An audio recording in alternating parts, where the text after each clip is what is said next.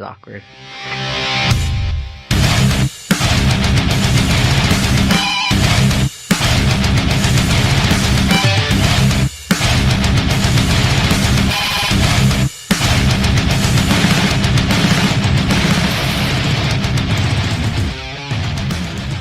Okay, I'm so excited about this. This is so cool.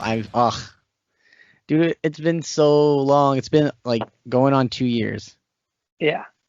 It would have been sooner if things didn't go to shit.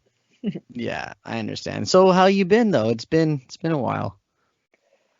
Working, staying busy, like trying to stay as sane as possible, being, just, what we like to do kind of completely was taken away super fast, Mm-hmm. So it was like, how do you put it? Like hit the ground running, like, oh shit, what do we do? But I don't know. It's cool. It's interesting. Yeah, I see you're doing. So you're okay. So I have a quick question. Are you still in No Home? Yes, sir. Okay, I only say that because, or ask that because I just seen you like putting out like so much college radio stuff, like so much. Well, what was kind of fortunate with that, it was like, I mean, if you like rewind to almost, I say, about this time last year, Mm-hmm. it was all gear set, no home. Like we were writing, we had that pretty much like a 2.5 week tour to the East Coast, Yeah. and then screwed. As I was saying before, like completely like pulled the rug right out from everybody. Like hit the Mm-hmm. ground running, didn't know what to do. It allowed because we all live kind of a little further apart, Mm-hmm. and we had just done so much too. It kind of allowed us to chill out and write, because it's Yeah. like I said, it's hard to drive. Like Nick lives almost 2 hours away, and Ugh. that could be a pain in the butt. And Mm-hmm. but instead, just kind of wrote. And on that end, it was like, okay, that gives me the opportunity to, because we were working on finishing an EP, had a bunch of other stuff lined up. Mm-hmm. So we just kind of like, I was already like full on head on doing stuff since we had gotten back. We did that last tour with Farewell. And when we got home, I went straight to like just back to back shows with college radio. And then Yeah. no, it just allowed us to keep doing stuff. And I have more creative freedom, obviously, in college radio, because it's like kind of like my passion project. But Yeah. it just kind of let me do my thing, Yeah. like through ideas and whatnot. And No Home has been writing, and honestly, there's stuff like, I mean, it's like about to happen with that. So it's just kind of like where you're like, oh, I want it to happen now, but just a little bit longer. But I mean, we might even be doing shows come fall, even closer to where you are. So Okay. Yeah, I know. I was watching a Ryan Kirby Twitch stream a couple hours ago, and somebody was like, "Hey, I saw you guys are playing Aftershock," and I was like, "Yeah, like they are. That's the big festival in Sacramento." And he was like, "Yeah, we're supposed to play." And he's like, "I don't know if this is true or not." He's like, "But he's like, one of our agents told us that we're supposed to be on a tour in July. So if shows are happening that soon, then I mean, I don't see it, why any of us couldn't do something." it's the that like let's how do I put it? Get ready before, and this is like any musician in touring and booking. Most of that stuff's booked about a year in advance almost. Like most Yeah. bands that are top tier, I would say like Carnifex size. Like Yeah. and like After the Burial, even like Fit for a King, like those bands I believe have everything pretty much set up for the year. And I only grasped that from just how much time I spent with Carnifex, and just asking them, just, hey, like what do you guys got going on, or like just kind of learning and whatnot. And they would, Yeah. I remember them telling me how they had for that year they did Warped Tour, Yeah. like the second to last Warped Tour. They explained it was like the whole year planned out, and they were, oh yeah, no, and this was like the year prior to, like I would say like fall and 2016, um, and then just explain that, I was like, holy shit, that is so cool. Because I started seeing more and more of that. And I don't know why I didn't ask prior to other bands, but it was neat hearing that. Because I love personally like having things super planned out. So if I could Mm-hmm. plan something a whole year in advance, that's so rad. Yeah. So, I mean, Like, let's fingers crossed. yeah, dude, it reminds me of like us in a way because when we were doing, okay, so like it reminds me of us, but like something I learned. So when we were booking our first tour, I was like, all right, we're only doing a week. We're gonna do 7 shows, 7 days. And we booked it like 2.5 months before the tour even happened. And thankfully we did that because 2 of the shows we had actually had a drop, but we were able to rebook them because we gave ourselves so much time. And then it felt comfortable. It felt ready, no stress, nothing. And then the second one, we tried planning it even further in advance. And it like fell apart really fast when it was getting closer. And I'm just like, how the fuck, like we've been booking this thing for like 3 months. So how are we like having such an issue? And just someone was helping us trying to book it with us because we didn't want to do it by ourselves the second time. And yeah, no, they were having a hard time booking for some reason. And so like that was like a really big lesson I learned is that if you're gonna book something like so far in advance, you have to make sure that every venue or promoter you're going through actually fucking replies back. Like Yep. same day kind of shit. Like if it's like they take 2-3 days to reply back, then immediately drop them and find someone else because you're gonna have that hassle the entire time. And they're not going to tell you if a band drops. They're not going to tell you if the venue says no until like a day before the show. And lesson learned, I don't want to deal with that shit no more, you know?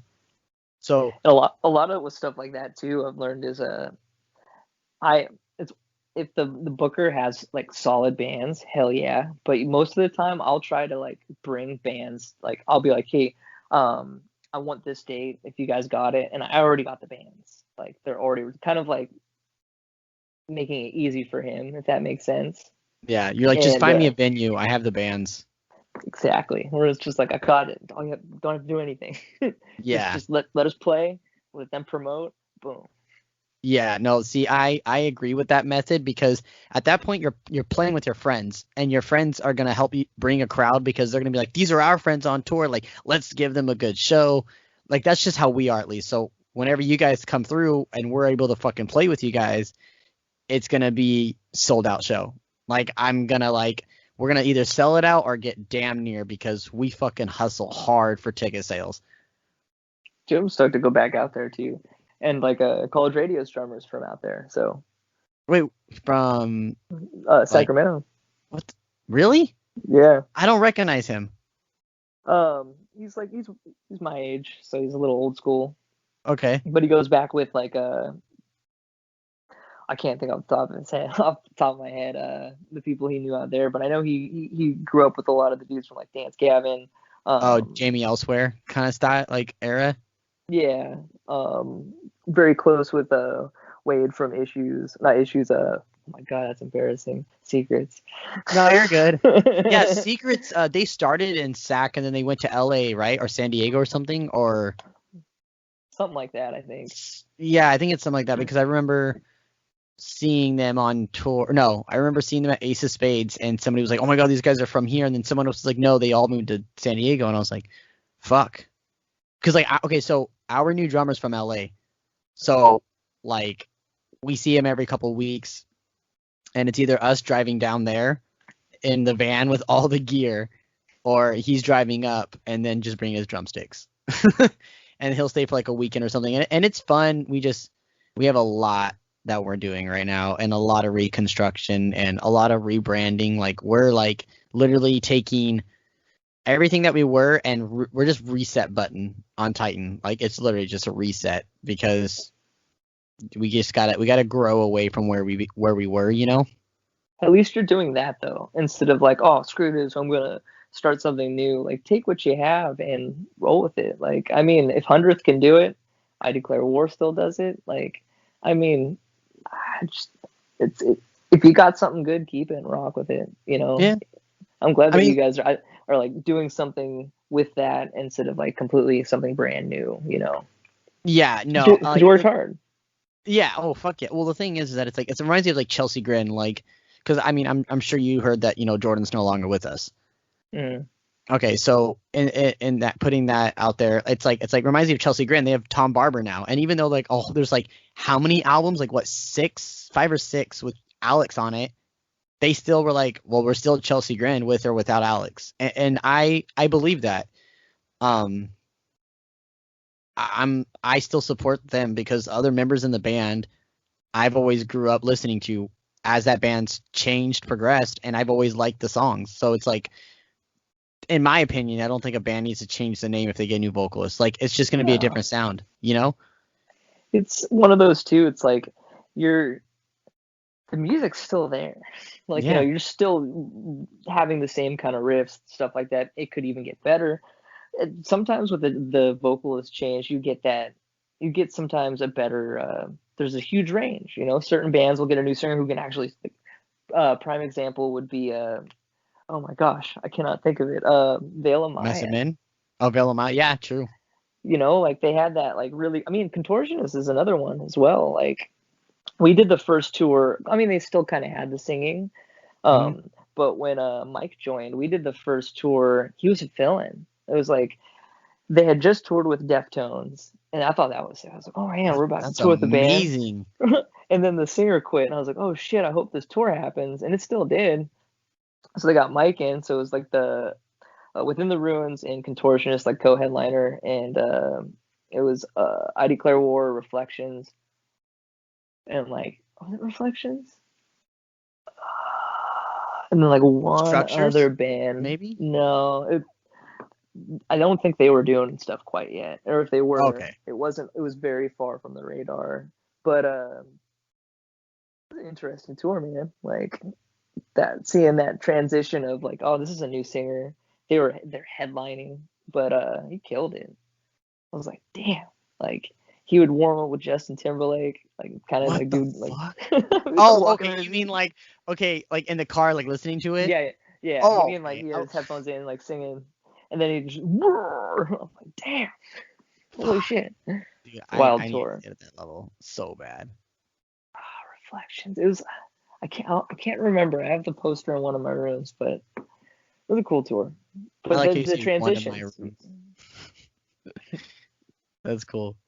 Even I Declare War, man. Like, the transition from John to Jamie. Like, I mean, I'll be honest, I didn't even know there was a new vocalist at one point because I knew John, and then I kind of just went away from the hardcore scene and was doing something else. So when I came back, and we did that first little run with I Declare War, 2011, I think. It could have been 2012 actually, when I was in To the Wind, and I was like, oh shit, there's a new vocalist. Oh, I didn't know there's a freaking new record.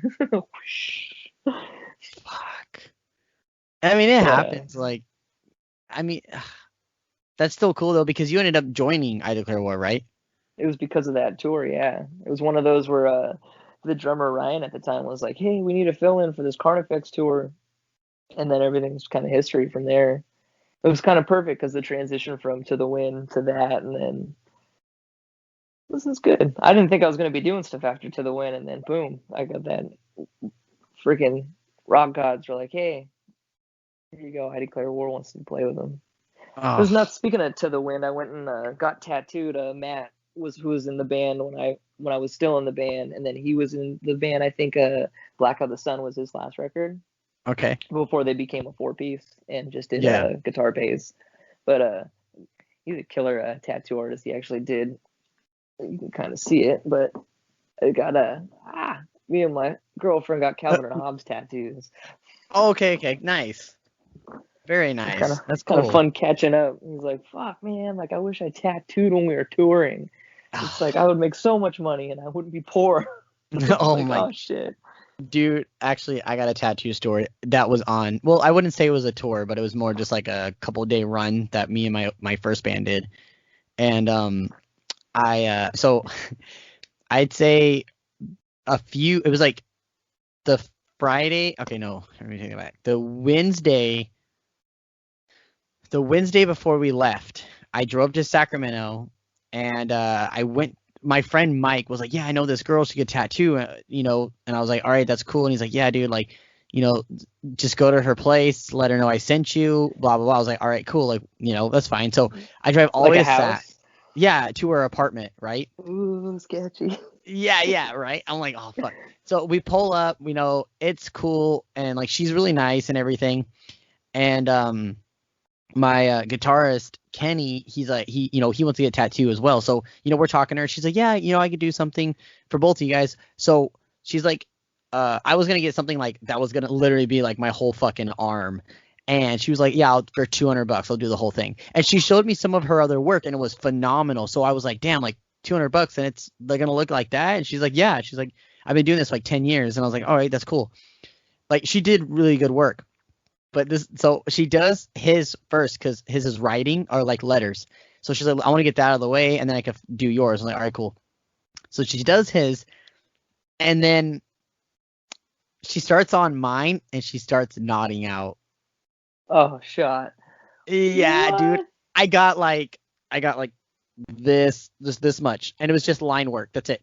All of this other shit that I got all over my arm is from another artist. But like it was just line work, and it was like it was everywhere, dude. It was so bad, and I was just like, oh my god, dude. And like she just passed out, so I just got up and left. I didn't even pay her. Heroin junkie. Yeah, that's exactly. Yeah, her boyfriend. I'm assuming. Yeah, dude, her boyfriend was on the fucking like. So when I got up to leave, I was like, I ain't fucking paying this bitch. Fuck that, dude. So I took my $200 that she had sitting on this fucking like nightstand, and her boyfriend's passed out with a needle in his arm, laying on the bed. Like they had like a bed that had like this fucking pullover curtain, and I was like, so I called my buddy Mike, and I told him, and he's just laughing. He's like, dude, I haven't seen that girl in like 5 years. I had no idea she even did that. I was like, dude, fuck you, man. So it's like shit. Why didn't I get her when she like first got high, so she would actually work on it before she? Yeah, that's why she was so good when she did my friend not Kenny's condoning arm. anything like that. Oh yeah, but I mean I understand like, but I felt bad because I was like, yeah, like I'm not gonna pay you, but it's like she ruined it. Like, dude, literally like the tattoo was ruined, and it wasn't even close to done. It was just line work. So I just took my $200 back, and I was like, nope, like, nope. Like Kenny paid her still because she finished his tattoo, but for mine, no. Was his okay though? Oh yeah, it came out good. It came out solid. Okay. Like it came out really. It was in German. I'd be so pissed. I'd be like, God damn it. Yeah, dude. Lucky bastard. Exactly. You're buying me dinner. Oh man, I was like, dude, I paid for gas to get here. You got your tattoo, and it came. It's a prime example why this is a prime example why I tell people you gotta go to shops. Like being a product of I was 15 when I got my first tattoo. It was just the worst idea in the world, and I got in an apartment. And I proceeded to. Actually, I got in a trailer park. The second one, which was like just a couple months later, was actual apartment, which I thought was sick, but it was one of the hardest cover-ups. Like, I don't have a cover up yet. I want to get this one covered up. It's stupid. I don't like showing people. I'm like, yeah, I fucking hate this. This one was because I was like, oh, it's my 19th birthday. I'm gonna get a tattoo, and I had no idea what to fucking do. And my friend was like, yeah, I'm building my portfolio so I could totally give you a free tattoo for your birthday. I was like, all right, I'm down. Never, ever in my fucking life. That's what I always say. You made that mistake again. You gotta go to a shop. It's like anything, It's like marijuana, If you're gonna pay cheap, you're gonna get cheap. But if you pay good, you'll get good. Very true. Good stuff. Sometimes. Yeah, you also gotta make sure that your recommendations actually maybe go to this artist and get work done. Not I heard she's good. So the original Flames. Yeah. And I got them and I have nautical stars.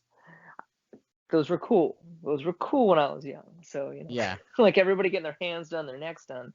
That wasn't so popular back then. It was still popular, actually. I'm just trying to make a joke because everyone makes fun of. I just need dice and a little motor, and I'm completely like punk rock in the 90s, early 2000s. But Yeah. I paid and I got flames done. And the dude, like, and I go into a shop too, and this dude fucked it up so bad. Like, he just, like, the scarring and everything, it was so freaking bad. Fast forward a couple years, I completely screwed myself not getting covered up or fixed. I'm having a guy do a Kraken tattoo, and he stops midway. This is like my second session with him. He goes, I'm sorry, I have to redo the flames because this is pissing me off. So, like, I'm sorry. We'll get some more of this done, but I have to do the flames. I told him it's totally fine. You should have said it in the beginning how horrible it looked, but he couldn't work on his tattoo because how bad the other tattoo was. Yeah. No, I understand because like that follows up with when I was doing like that little tour thing.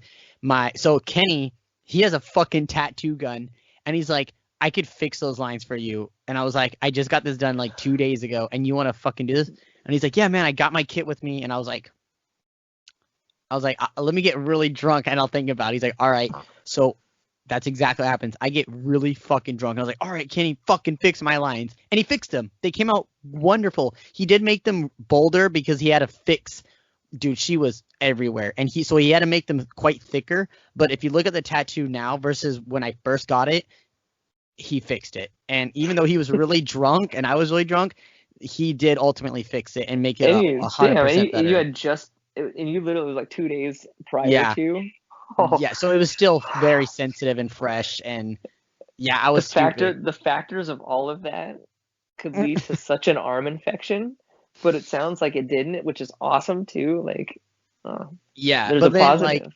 yeah, and then like 2 weeks later, I went to an actual shop, and I was talking to the guy and explaining to him like everything that happened, and he was like, "Come back in 2 months, and we'll tackle that." And I was like, "All right, cool." So like 2 months later, I come back, and he adds like more of like some shading to the original like line work to try to fix it some more to like just round everything out and clean it up. And he did a really good job on fixing that. And then he fucking added more work to it. And he's like, yeah, I gotta color in and shade certain shit because I don't want my work tied into that. And It's so what happens. yeah, but I'm still, dude. I'm supposed to finish this off this year. Hopefully, I don't know, but It's one of you say that now, and then you're gonna get to the point where you're like, shit, man, I want to get a tattoo, but I don't want to like get my chest done, or I don't want to get all the parts that hurt, because that's where I'm at right now, where I'm like, now I haven't got a tattoo. This is my first tattoo in 5 years, damn. and because I finished my arms, and I was like, I'm kind of a baby with needles, and the chest seems like a painful one. I'm gonna do that next, but slowly, but man, Shinfo, uh, the day that Aaron, who was the drummer of Enterprise, Uh-huh. the day I met him, I went to. I don't go to. I'm not a big. I'm not dissing the music. I'm not a big EDM guy, but I had like some crap happen, and my roommates were going to this rave. And they go, "You're coming with me," blah blah blah. You're coming with, and you know, blah blah blah. And I ended up going with riding with one of my old friends, and I met them over at a house. And this kid, he was like bragging about his tattoo. And I'm like, oh, cool, man. Like, let's see it. And he said, yeah, I paid dirt cheap, and I got my whole arm done. And like he Oh no. lifts it up, and he was using that like as like a pickup line to these girls at this little house we were at before we go to this thing. And like I said, it all ties in. I'll get there with that one. But the dude literally has like, it just looks so bad. It's tore up. It looks infected. And Oh. like, you know, I come in, I have a coat on, so like he probably doesn't even realize I have a neck tattoo. So the look he gave me was, this guy doesn't know fucking shit. He lifts it up, and I was like, I kind of looked at him. I looked at my buddy, and I'm like, dude, like you need to go to a doctor. Like this is super infected. This is a really bad tattoo. And he got so fucking embarrassed. Like he was such a dick to me the rest of the night. But like I was one of those like, don't go shitty and take care of it too. Like if it's starting to Yeah. get like really messed up, then obviously something's not clean. You're not clean. But Shinfo later that night, I would meet Aaron, Like randomly, I was walking, this guy comes up to me and he was like, "Hey, dude, you're an I Declare War. Do you guys need a drummer?" And we actually we were with my buddy Nick. We were trying him out for a bit. He actually toured with the band right when a Mist of Bloodshed, not a Mist of Bloodshed, Malevolence came out.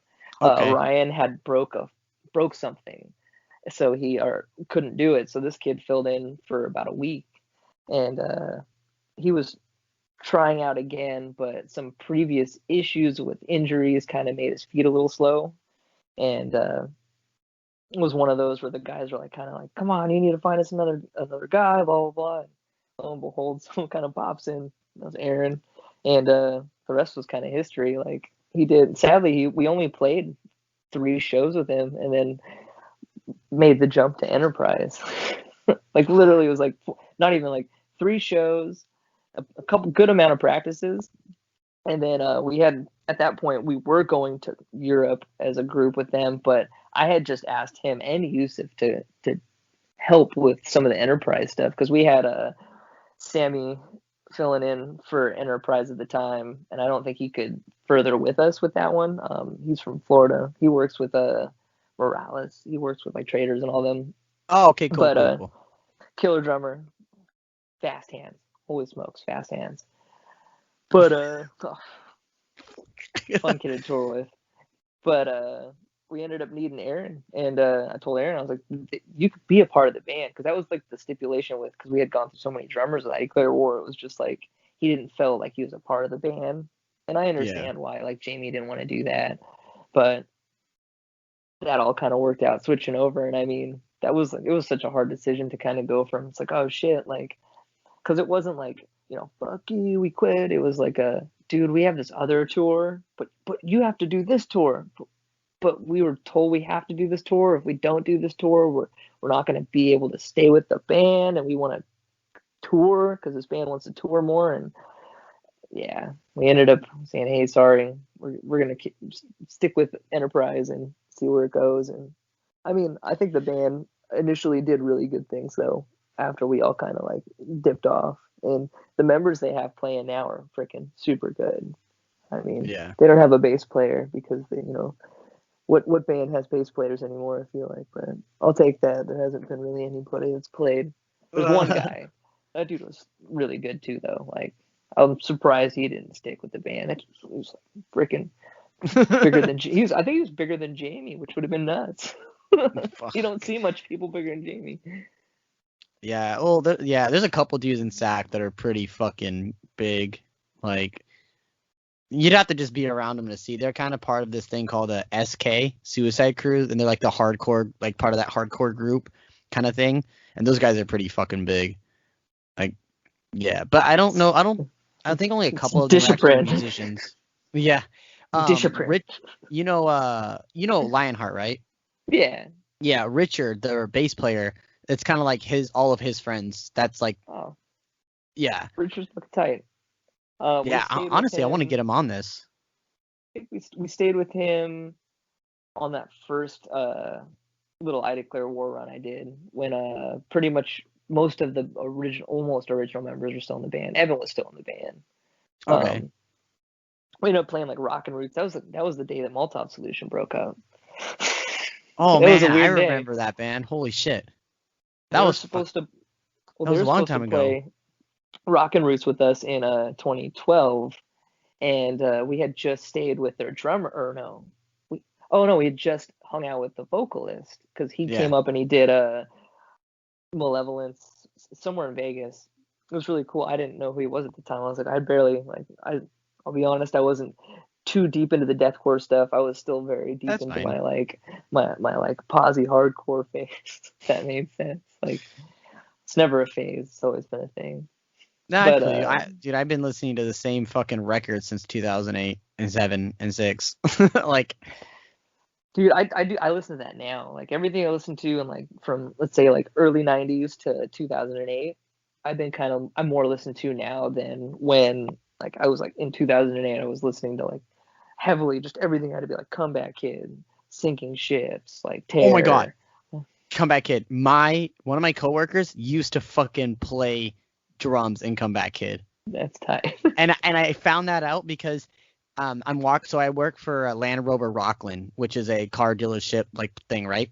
Like Land Rovers, Range Rovers, Yeah. Porsche, all that. Yeah. So the mechanic, I'm like walking through the shop and I hear the fucking intro to Lost in the Static from After Oh, the sick. Burial, and I was like, where the fuck is that coming from?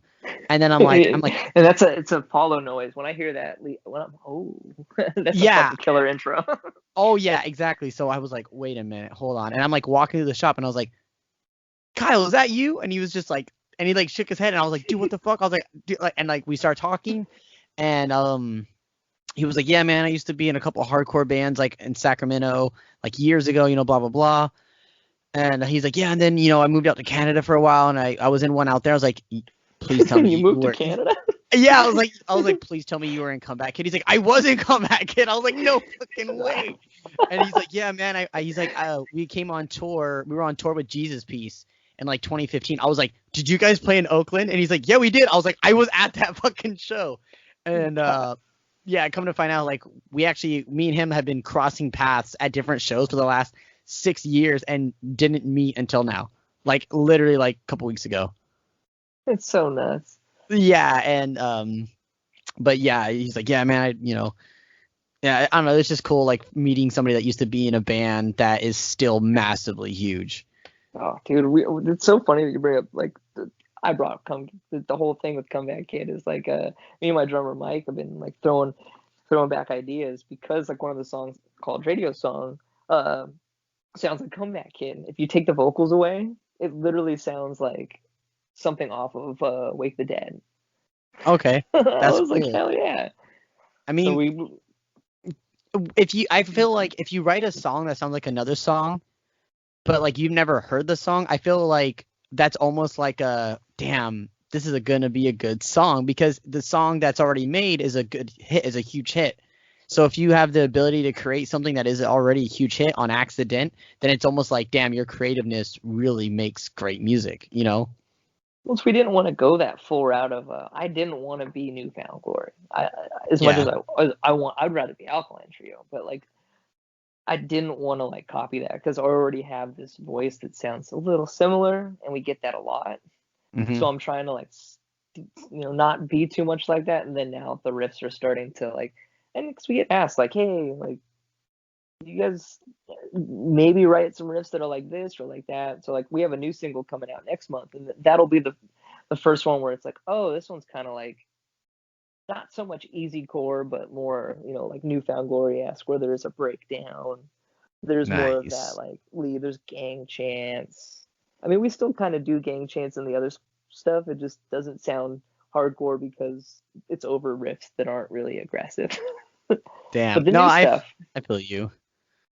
Because like I watched fuck, the video of you guys walking. You're like in the street or like you're walking on the sidewalk talking, you're singing, and that your guys are all behind you. What song was that? Untitled. Oh, yeah. Because I remember I was watching it like really recently, and all I thought about was like I was like, I wonder like when they play this song live. I wonder if they all think about the music video and then if they ever try to like act out what they did during the video to kind of replicate that live, if that makes sense. Oh no, we were with that whole video was just trying to be. It was a mock of the MXPX video they had just put out, but with really low quality cameras. Now Yeah. knowing that my phone has 4K, I kind of feel a little dumb because we've been like recently the song we did with our buddy Brian Love. Some of the angles we used our phones, which is really cool. Hence, like the video right now that you're seeing, it's like kind of nice, is because like the camera figured out how to like make it really nice. Blows Wait, my so this is your mind. phone? Yeah.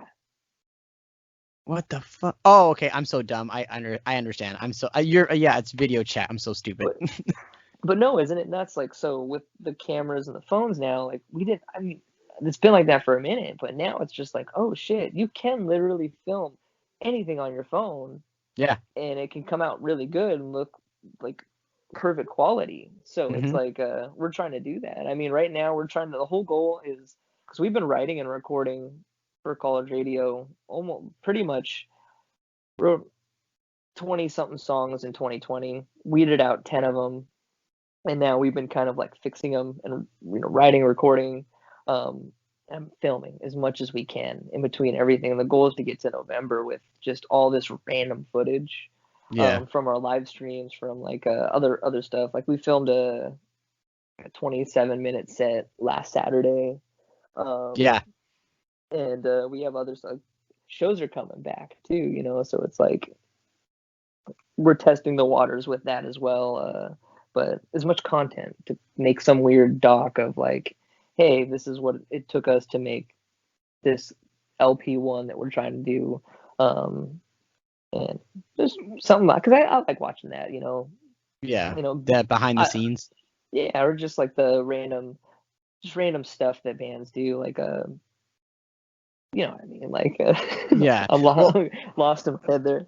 No, you're good. It kind of reminds me of like we do this thing called Titansodes where we film what we do at the house, and when everyone's waking up before a show, we film it, and then we film like going to the show, we film at the show, we film the bands, we film other people doing stuff, and then we film our set, and then we film what we do after the show, like going to Denny's or going to In-N-Out, and then or going back to the house and just hanging out, and then I'll at the end of the day or like the next day I'll fucking put it in one big collage and then I'll post it, and we have like 15 or 16 different Titansodes on our YouTube channel.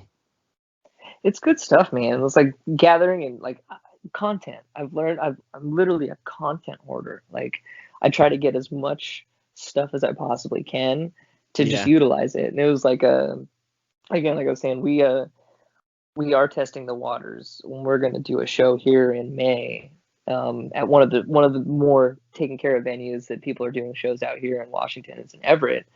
And one of it's just a small 3-band bill. It's literally like the Copacabana. So they have table setups. You can't get up and mosh. You have to stay at your table. If you're at your table drinking, obviously you can take your mask off, but it's masks on all the whole time. Yeah. And trying to and that's weird, right? Like, no, you're good. It's weird. Like we're kind of getting back to it, but it's just people sitting at a table. It's hard. It's kind of hard to think, but because you want people in your face. But I guess the goal now is just to try to get people to like maybe hit the table. Like that could be a thing. I was talking to some buddies at that tattoo shop. Both of them got next to it and they're like, "How are we supposed to do this?" Like they're hardcore kids. They're like, like that song comes and I'm like, flip the table, or like, how do I 2-step at the table like this? It was pretty hilarious. But I'm trying to get is wanting to create something really nice, and like I felt like the headliner was going to play that, and I was like, oh, like you want to mess with the flyer? I was like, oh, it's content, man. I'm like really good with content right now. Like let me like, like I got this. I'm not trying to take control of your show. I just want to make it look freaking sick, the poster. But Shinfo, I totally just like tangented it off. I mean, did you? What was your idea for it? Oh, it's just something more flashy. You know what I mean? Flashy. Yeah. I've been like, cause I went and bought a fucking camera, the one that what's his name had. He filmed the bass video for Enterprise Earth. That bass solo, not bass solo, like it's like a bass playthrough of one of their songs. Would that be the one that Jacob Hansen filmed? Yeah, I bought that camera from him. Oh shit. Yeah, so I've been dabbing into like video and photo and editing and shit, and like I'm trying, but I suck because I'm doing the podcast, and then after I spend like an hour and a half talking to somebody, and then I go edit this fucking thing, and then I have to wait for it to be put out. But over the weekend I did 4 over the weekend, and then I have to edit all 4 of them, and then I'm just like burnt out. And then I hang out with my girlfriend, and I also, now that the band is doing more stuff, I'm just like so fucking swamped. So I haven't even touched my camera now in like a week.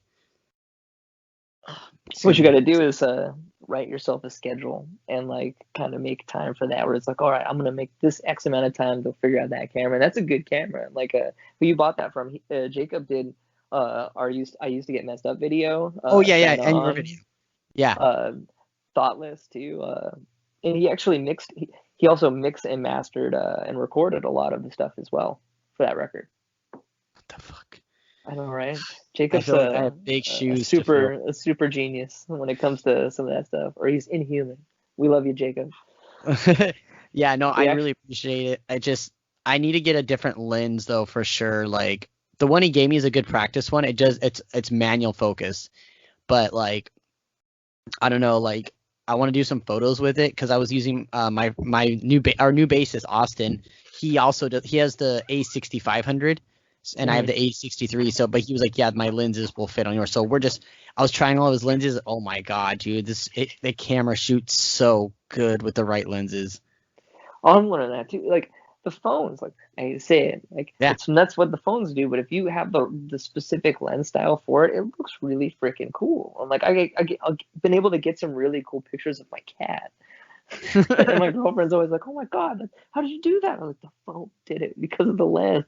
You know what's funny is my girlfriend, she took a selfie with my phone and it came out so phenomenal. And I'm like, is that my phone? She's like, yeah, it was a selfie cam. And I was like, no filter, nothing, dude. And it came out like beautiful. It was such a solid. I mean, she's beautiful. The photo's beautiful. Like it was fucking crisp. And I'm just like, technology, man. yeah, dude, like this thing. And you know what's funny is that like when iPhones first came out, a lot of my friends had the selfie stick and they were filming. They put like a little fucking fisheye lens on the bottom in front of the camera lens, and they were filming music videos. Like they're like chasing each other around, and he has it on a fucking. You can do that now. It's nuts. Like what is it? Bringing up Jacob. When the pandemic first started, and I was telling him, like figuring out this 4K stuff. He's telling me you need to get those, and that's like Amazon sells them for like dirt cheap, like a bunch of little fisheye lenses and just little lenses that attach to the like that just goes like pops on. Yep. Freaking nuts. Yeah. And no, it's insane. It's like I said, you look at I would say there's a good portion of shots from our love video that is my phone. Like there's certain ones where we did his phone, his camera, and then like my phone on each person, and holy smokes, like the drum shots with our drummer, those are all iPhone 4K. What the fuck, dude? I remember when I the first time I saw Bring Me the Horizon live, and it was right when the 7 came out. So I went and bought the 7. A week later, went and saw Bring Me the Horizon, and I was shooting in 4K at 60 frames a second. Oh my god, dude! Like, so at the end of the song, they ended their set with Drown, right? And so when the like it's like the end of the bridge happens or whatever it's called, and then when it comes back on, when like the chant goes whoa, and then it's like the very last thing when he's like, who will fix me, like that whole last section, fucking big ass fun confetti fucking things go off, and it's just everywhere, and there's like streamers flying everywhere, like it's chaotic, and I'm like filming it, and I'm in the crowd. And the 4K caught it so perfect. The entire video looks like it would be like a commercial or something. It is, yeah. Oh my god! And the sound's good too. That's the other yeah. great thing about it. The sound's great. What I don't miss, it's like, because I love watching videos and I love watching live videos of bands. Like I've been doing it for years. Like, and Yeah. what I hated back in the day was the sound quality. So it's like you got this really they would get good video sometimes, but yep. Yeah, it's like just you barely can hear it. Like there's this really killer like Alkaline Trio live at CBGB's, like right when they first put out Good Morning. The video quality, the angles are great. The sound is the quality from the cameras, and Yeah. it's so bad. It's not even the soundboard, which sucks, and it's so bad.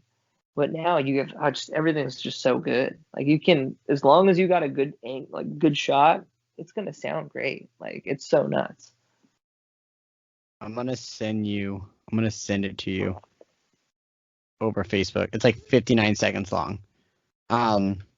Hopefully Facebook doesn't completely destroy the quality. Probably will. Oh wait, fuck, you're on your phone, huh? So yeah, it wouldn't matter. You can't even watch it right now. Oh fuck. Yeah, man. Oh, Yeah, after this, I'm gonna actually I'll show you a couple things that are like on a DL, because I think I could share my screen on Skype. So I'll share some stuff with you after this, and it'll be fun. Um, so I wanted to actually talk as well about your journey with music and all that good stuff. So how did you get into wanting to be in a band? Honestly, it was probably going to shows. Like, I never wanted to be in a band, which I kind of hate myself for that a little bit, because you know, I played in like what we thought were bands in high school, but honestly, it was like the transition of getting out of high school, because I still, I would go and help bands. I went to shows, but I wasn't really playing in. Like the first tour I ever did, I was a merch guy, Nice. but it was like I was still like pretty much in high school, and then out at like literally the year I graduated, I went on tour and did like the first full US. That's actually where I got my neck done. What the fuck? That's And insane. but it's like one of those where on that tour the guys were like, "You've been trying this." Like at this point, like let me rewind. My pops loves music. My mom likes music. A lot of classic rock. My dad would like, "Who's that? Who's this?" Like on the radio. Well, my mom would be in school. He'd be driving around. He was an undercover cop, so Oh he wow. spent a lot of time at home when I was young. So I had like four or five, and like, I think that's where it kind of sparked. He always makes fun. He always hated it until later on in life, but he always brought up how like they always had this little guitar they'd give me, and I'd play it, and I'd try to go and sing, and that's the only recollection of music personally, other than loving to listen to it.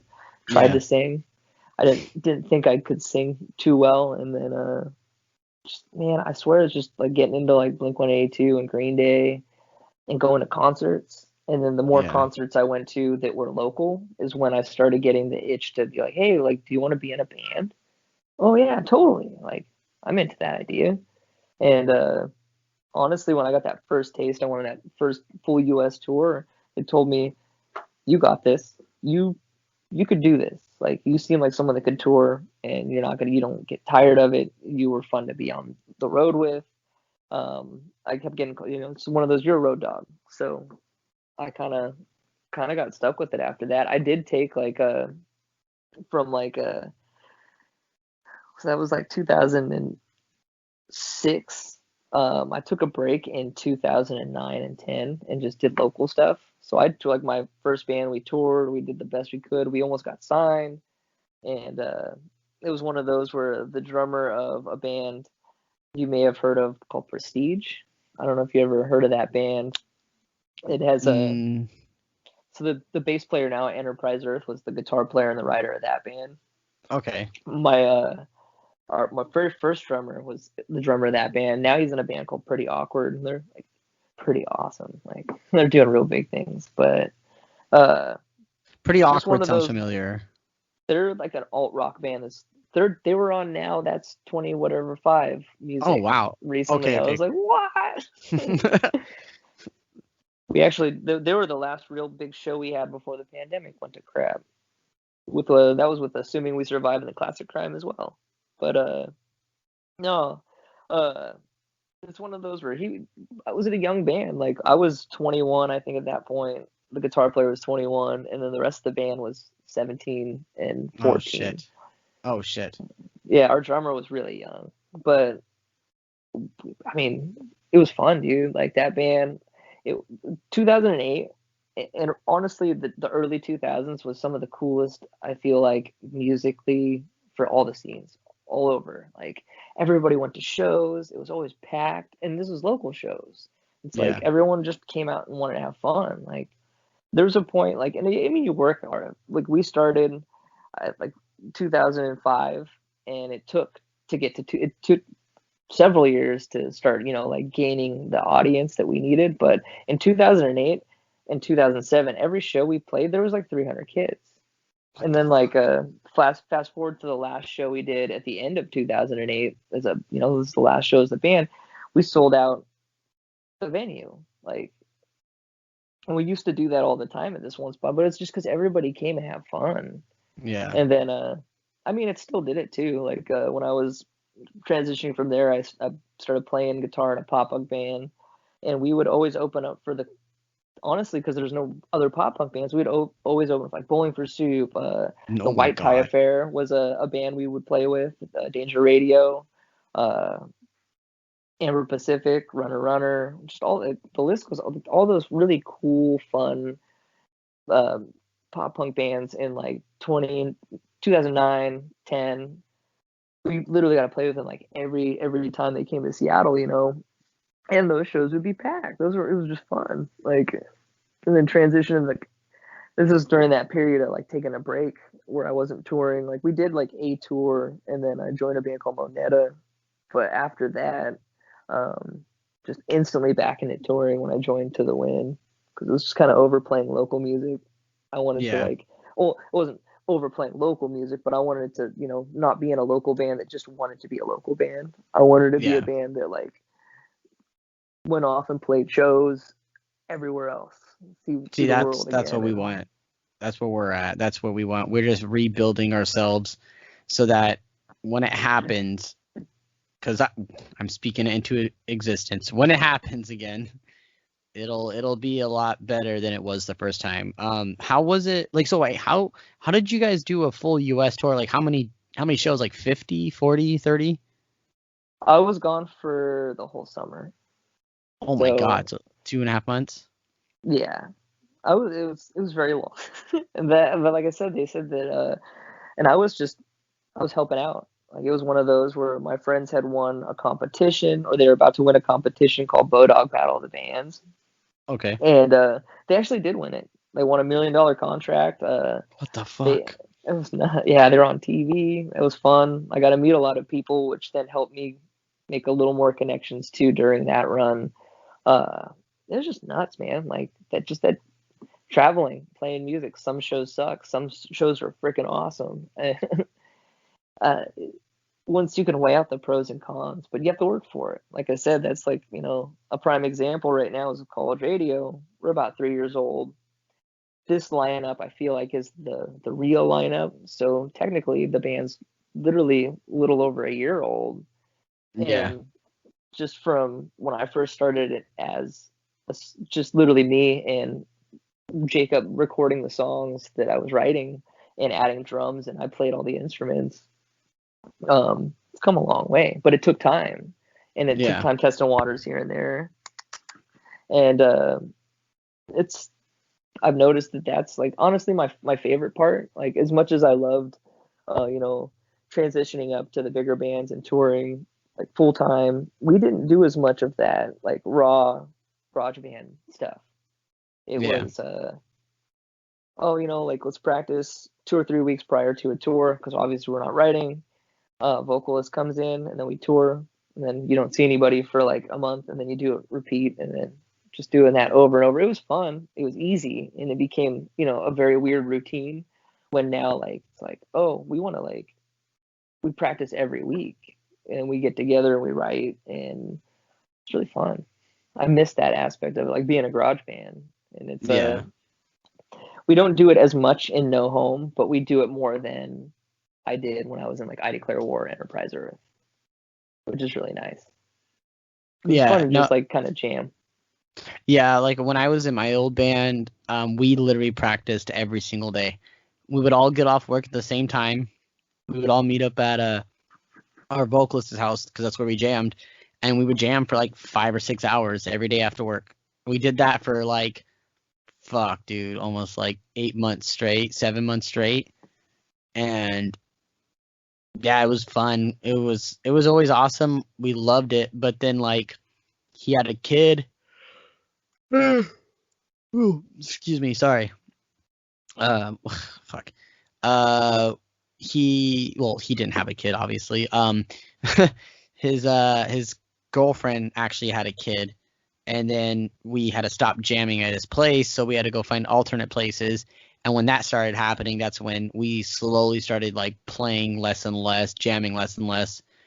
And yeah, then at one point, because Jordan was in that band with me as well, Um, I just we ended up just going our separate ways from the band, and then yeah, that's all I have to say about that. It's But yeah, fun, man. my It's first the band was garage stuff. like pop punk, kind of like it was kind of like a Day to Remember, but more like I don't know how to explain it. We were like a pop punk band, but without the. It was like pop punk with some screamo in it. It was a little different. But yeah, that was my very first band I played bass in. I had a big ass like BC Rich Warlock. Yeah, I didn't know better, dude. It was, dude. Hey, there's nothing wrong with the BC Rich. The BC Riches are sweet, dude. Like Yeah, two of my it best made, friends, like they both have the BC Rich bass and guitar. yeah. I mean, it made people because when I joined, I was shorter than I am now when I first joined, and yeah, like people would be like, look at that dude, like with that big ass fucking bass guitar. Like I want to go check them out. So like a lot of people wanted to just watch us play because they wanted to see me with a big ass fucking guitar. And they would end up like being like, dude, this band's fucking cool. Like they sing, they scream, and they have breakdowns. Like they have fucking some metal thrash riffs, like and choruses. Like we were so whack because I was into like deathcore, like hardcore deathcore at the time. My vocalist was into like fucking the Beatles and A Day to Remember. And then our guitarist was into like fucking Bullet for My Valentine, Asking Alexandria and shit. And then our drummer was heavy into Bullet for My Valentine and Avenged Sevenfold. And then so it was like all those genres mixed together. Like that was the whole concept. It literally And sounds like my first band. yeah, we didn't know what we were doing. We were just jamming, and it was really fun. And then after breaking away from that, I joined as a drummer in another band, and we actually put a single out. And when I show people, I'm like, yeah, dude, I play drums in this band. They were like, you just fucking play drums. I'm like, yeah, do you like listen to the song? And they're like, what the fuck? That's amazing. Why don't you play anymore? I'm like, because I fucking hate playing drums. Man, if I could play drums, I would so do it.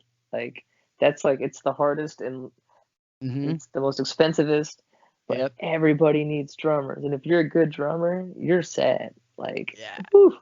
Dude, everyone's gonna want you. You're the most valuable fucking person in a band. You can't backtrack drums. No, Well, I no. guess you could, but I mean, you don't do it. can, but don't. Hey, you know what? When Traders did like this was I think 2017 or 2018 when they did their like farewell tour, they were in Walla Walla, Washington, and Avoid played that. Do you know what show I'm talking about? I do. Yeah, I drove all the way out there to fucking watch them play that last show. That was the little venue, right? Like Yeah, that like pretty much like a floor show, right? yeah. Well, no, they had a stage. There was a stage for sure. It was like a really small stage, right? Oh, super small, yeah. Yeah, we played that venue. Man, the Ghost Inside played that venue on the Locals Only tour. What the fuck? Yeah, Wow. this place is small and nuts. Like we played there during Christmas, that one little I Declare War run, and then again I played there twice with Enterprise, but that place went wild. Yeah, that's crazy. That's like the Walla Walla is in the middle of fucking nowhere, and somehow hella people go to that show. It's because like Eastern Washington, that area, like Walla Walla, the Tri-Cities area, Yeah. that was the spot. Like it wasn't there, it was Ray's Golden Lion though. And Okay. that was the spot. You had the Tri-City area, you're gonna play in Yakima, you're gonna play at Ray's Golden Lion, and you're gonna go up to Spokane, you're gonna play the it was like at the time it was like the Empiricon and the Big Dipper, and then oh man, those were the spots, which is nuts. You think like those seem like really weird spots in Washington, but people would come out to those. Like the Yeah. Spokane shows we used to play were ridiculous. Like I can't even. Oh, they would give us free drinks, and I'm talking free drinks like rum and coke, free drinks, and there'd be Wow. like 500 people jumping. It was like a very skinny. The stage was really tall. It was really bad. I hated it, but like people would jump off the balcony bar area into the pit. That's how crazy it would get. And like Oh, dude, we played there with like when I was in To the Wind with ID Clear War. We played there with Thy Art Is Murder once. That show was wild. They like overpacked it like an extra 100 people. Fuck, dude, I wanna. Oh my God, you're making me want to fucking play shows, dude. I just made a post about it on Facebook earlier. I'm just like, cause like Australia is having shows now. Oh, dude, Paperweights, they're a new pop punk band, and they just played their first headliner, and it's like, shout out to them, killer band. But oh my God, there's just nobody, no one has to wear their masks. They're all like just having fun. I miss that. Like, oh, You know, we're close though. I miss going into a venue, and there's no one there yet, and you just go, and the bartender's like, oh, are you playing tonight? It's like, yeah, I'm playing, and whatever, and I'm playing in Last Titan. And then they're like, oh, okay, cool, here, what do you want? And they just fucking hand me, I'm like, oh, I just want a beer. And they're like, all right, boom, hand me a beer. And then I just fucking take a drink, look at the stage, just nothing on it. And then like I turn around, talk to like, one of my bandmates, turn back around, and there's a band that loaded their gear on, and I'm just like, it's happening. It's fucking happening. Like, I love that feeling. Oh my God, I miss it. I miss it so much. I'm like, I'm gonna get tear eyed. I concur a little bit. I hate that part about like tour, that the initial load in and load out. Yeah. It's Oh, like I love everything. Well, my only thing is when it's hurry up to just wait, because we're impatient. Yeah. Everyone's impatient. You just want to play. Yeah. Oh my God. Especially when yeah. you start headlining too, and you have to wait. Oh, It's like, oh, like they said this is what we have to do, but I just want to go back to playing first. I just yeah. want to play. Yeah. Oh my God. You know what? I hate. Okay, so we played in LA, or not even LA, like south of. It was like a little bit farther south of LA, and this was on the last tour that we played. And yeah, it was last year, 2020, the last tour we did. And the guy was like, yeah, man, no band's going on until 9:30. I was like, wait, first band is on at 9:30? He's like, yeah. And I was like, when are we going? He's like, 1. And I was like, who the fuck is gonna be here at 1 in the morning for some band from Sacramento? What the fuck? And so he's like, all right, then we can start at 8 and you'll go on at 12. And I was like, if that's what I have to fucking deal with. And literally, dude, like, there were people there, but there was only like, besides the bands, there was maybe 6 people, maybe 7. That's the late shows. We played a show. It's really freaking weird, actually. It was the first show we played in Australia in Perth. They're like, yeah, so we didn't. I don't know how shows were back then, like that, or how they did it overseas like that. I was like, at least for Australia. So what they do is they do an all ages show, and then do their version of a 21 and up show. So the all ages has no booze. The other one does have booze. So our first show is like one of those booze shows, and we play at like 3 in the morning. Oh God. And what fucking sucks is that night prior to, everybody got super shit faced. So like there's points where like our guitar player was just sleeping, and like it was so freaking loud, and it was really tiny too. Like I was like, oh man, it was one of those where, oh God, I really hope this isn't how it's gonna be the whole time. And then the next show was like a real show with the stage and everything, because we play on the floor. Yeah. And the next show was like sick. Like, oh, okay. We don't always know that. That's probably the only show you're gonna play at 3 in the morning. I was like, okay, sick. Oh man, I would tell someone to suck a dick. I'd be like, dude, I ain't playing 3 in the fucking morning. You gotta be shitting me. But it was still fun. Well, it was just a weird show. Afterwards, it was one of those party things. So after every like 21 and up or kind of show they had, it became like a dance party. Okay, so like wait, question. Okay, so wait. So you guys, so is that like a normal for that venue? Is that why they said, oh, 3's a good time because people will be there? Or yeah. Were there just people how there? they do it there. Yeah, it was maybe like 50 people. It was really small. Oh, wow. Oh, well then, I take it back. We did like a show in Adelaide, and it was with a band called King Parrot, and afterwards was like this wild, like, it literally just looked like a rave, but people just getting fucked up. and like, it was just like everybody stayed. The people that were there for the show, it wasn't like people came and left. It was literally just like, oh, a transition. Yeah. Yeah, but Weird. that's what they do there though. So it's like, okay, you have your show, and now it's like that was too much for me. Most times I was like, I don't know how you guys do this, but That's it's fun. intense. I mean, that sounds fun. I know when we go and we were doing our tours, it was like we would when we would head like because we headlined all three of them. We would play, and then after the set we would I would normally I would put my guitar and I'd put my guitar and I would like box up my cat or not my cat my whole like setup, and then I would run to the merch table because like no one else ran merch, so I would like try to like put my shit together literally as fast as I can so I could run to the merch table, and then I would just chill there, and then we would wait until the last person fucking leaves the building. We never left early. It's the best way to do it. I Yeah. hate when bands do that. Like, I'll be honest though, like just tours in America are so different, and not in a bad way, than tours anywhere else in the world. I feel like it's in a weird way we're a little more spoiled, and being spoiled in it, I would say it's like it's so oversaturated that it's like, I don't know, it's way cooler touring outside of America because they still like, they're gonna feed you at each venue. They're gonna, if you drink, they do that. If you're vegan or vegetarian, they take care of you.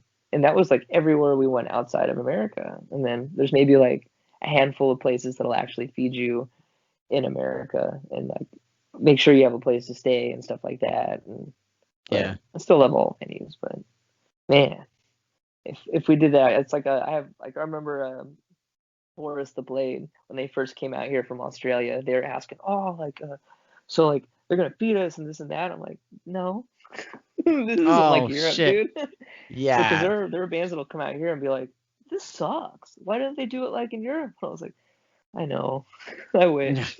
Dude, yeah, you're like, well, I got a lunch pail with some sandwiches if you want some of that. So I'm gonna teach you guys about cup of noodle. Here you Cup go, of noodle. top ramen. I'm gonna Yeah, give you a you heads could. up. My headphones might pass out and my phone Okay. might die. All right. It's all good. We've already been doing this for a little over an hour. So we could wrap this up pretty soon. Hold up before we do that. I'm just adjusting. Because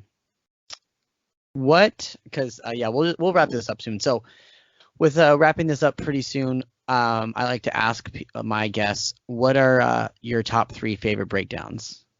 Top 3 favorite breakdowns. Whether and it's not because I was in the band, but Yeah, if the you dot. wrote it, yeah. Oh, I didn't write it, so there we go. That's perfect. Yeah. Off of the I Declare War self-titled, the dot, the breakdown at the end. I Can't love go it. wrong. Nope. It's stupid good. And then what is it? The first song on Coma Witch. The breakdown in that one. That like I'm kind of going newer, but there's just something about that song that hits so hard. Yeah. And then As Blood Runs Black, that breakdown right where he goes, bring the motherfucking ruckus, like that Oh one. yeah, Just literally, yeah.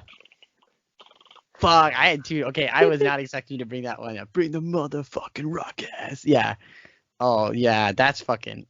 That's solid, get my blood going. Holy smokes. dude. I can't believe. Yeah, we played with them one time, and it was the first time I saw them, and I got to play with them, and it was amazing. Hell yeah. He's the guitar player. Greg is from out here. He's actually in I Declare War now too. Oh, okay, cool. Yeah, because I know the band kind of like all went their own separate ways. They never even like officially broke up. They just went and did their own things. They're still doing stuff from my knowledge, at least. Ooh. I know they're writing. For ABRB? Yeah. You did not get my hopes up because I love the last record they put out. Ground Zero is my favorite record of theirs. Even though I love all 3 equally, that's still like my favorite one. It's fun. We gotta, because I I've seen them, but the only ever time I got to play 4 shows with them, and then we did that on a Thy Art tour, our tour, and a Texas tour came together, and it was a Everything's Bigger in Texas tour. And it was a Upon a Burning Bodies tour, actually. Yeah.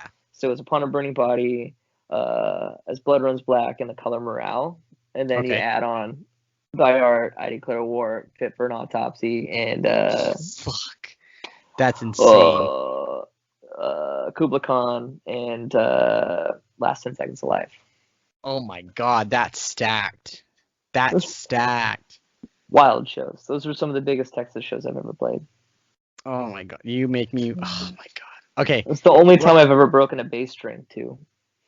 Was on that small run. I've only broken a string once so far, maybe twice. I don't remember twice, but I did slice my hand open. My fret fell on my bass guitar. I don't know why it came unglued and fell. And when I slid my hand up, I sliced my hand right open. Oof. Yep, and that was the beginning of the first song. It's like, fuck. So, yeah, but hey, I'm not gonna end the call. I'm just gonna end the recording part because I want to show you some stuff before your phone dies.